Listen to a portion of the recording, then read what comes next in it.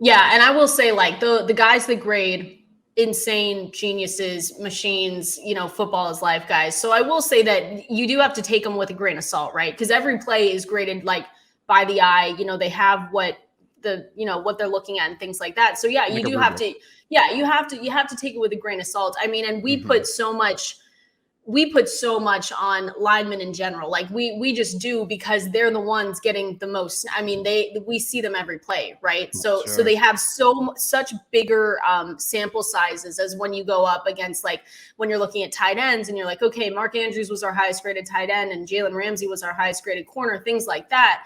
Mhm. So you do take them with a grain of salt, because you're looking at them like Trent Williams was our highest graded player ever in Yeah. PFF history.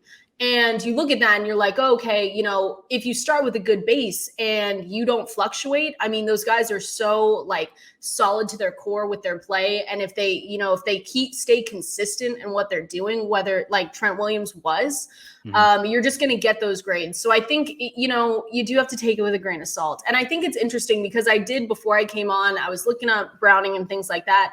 And I found an article from Renner about that, though. Like, Mike Renner, amazing PFF college analyst. Go look up his stuff. If you want a college guy, that's your guy with He's Austin Dale. amazing. But he is incredible. But it was interesting because he did point out that Baron Browning, with his grades and stuff like that, he wasn't great, right? I mean, if you're putting it up to PFF grades, anything in the 60s is like a little bit like, yikes, it's not great. But like, he did mention his processing, and he did say, like, his process was going on in front of him, and he did make those mental mistakes as an off-ball linebacker, right? So that's why Renner in this article says arguably his best role is going to be like coming on the line of scrimmage, because like he flashed as an edge rusher when given the opportunity.